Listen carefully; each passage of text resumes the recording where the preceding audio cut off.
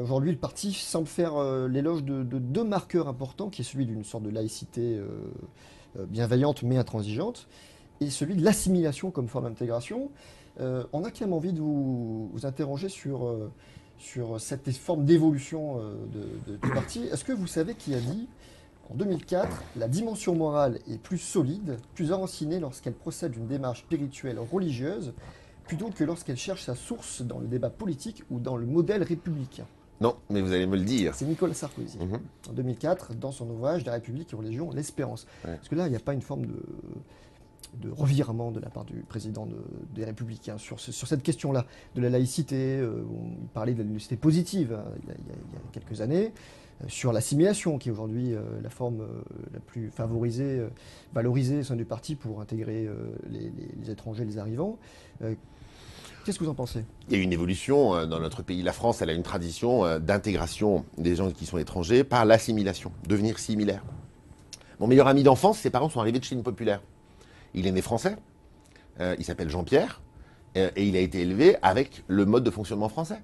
Il a bien sûr ses origines et son histoire familiale.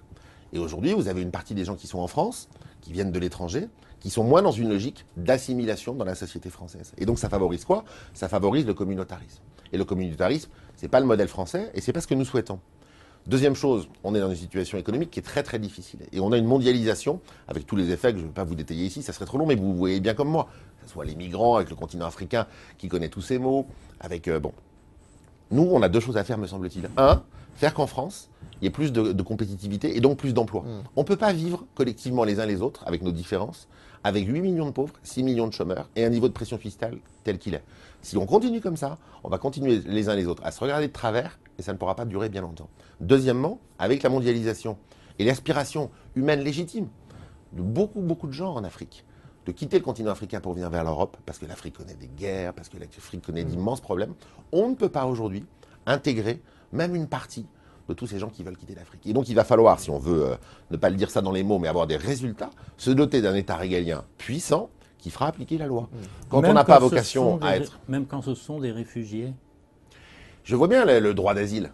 Oui. Qui est, oui, d'accord, mais le droit d'asile, c'est quoi? C'est de dire que quelqu'un qui est dans son pays d'origine menacé parce qu'il y a des guerres, parce qu'il y a des conflits, eh ben il y a un droit d'asile pour venir ici. Mais quand vous avez le continent africain qui est passé en 1950 de 250 millions d'habitants à 1,4 milliard aujourd'hui et à 2,5 milliards en 2050, c'est-à-dire en un siècle multiplié par 10, et que vous voyez ce continent qui est ravagé, pas partout, mais dans beaucoup de parties, par des guerres et par des conflits, écoutez, c'est compliqué. Je prends un pays, l'Érythrée. L'Érythrée, c'est une des pires dictatures au monde. Bon, ben, sur le principe du droit d'asile, la France devrait accueillir tous les Érythréens qui voudraient venir. Vous voyez bien que ce n'est pas possible. Donc, l'Europe, la France, mais l'Europe surtout, qui n'existe pas suffisamment sur ces grands sujets, qui n'anticipe pas ce qui est en train de se passer. Elle a devant elle une responsabilité historique, me semble-t-il. C'est d'essayer de participer, alors que ce continent africain n'est pas qu'un continent qui est ravagé que par des maux, c'est un continent plein d'espoir. Il y a Avec de la croissance. il y a une croissance absolument formidable. C'est d'ailleurs une des parties du monde où il y a le plus de perspectives dans les décennies qui s'ouvrent. Ben écoutez, à nous d'aider ce continent, alors qu'aujourd'hui ça ne marche pas du tout, à essayer de retrouver une stabilité, à arrêter d'avoir des dictateurs qui oppriment leur peuple et qui détournent l'argent. Vous voyez, c'est tous ces Et sujets-là. puis il y a aussi la question des flux, des gens qui arrivent aussi chez nous. Qu'est-ce qu'on fait? Est-ce que de l'UMP, parce que les Républicains, on va finir par y arriver, vont proposer de mettre fin, par exemple, ou de réformer le regroupement familial? Le regroupement familial.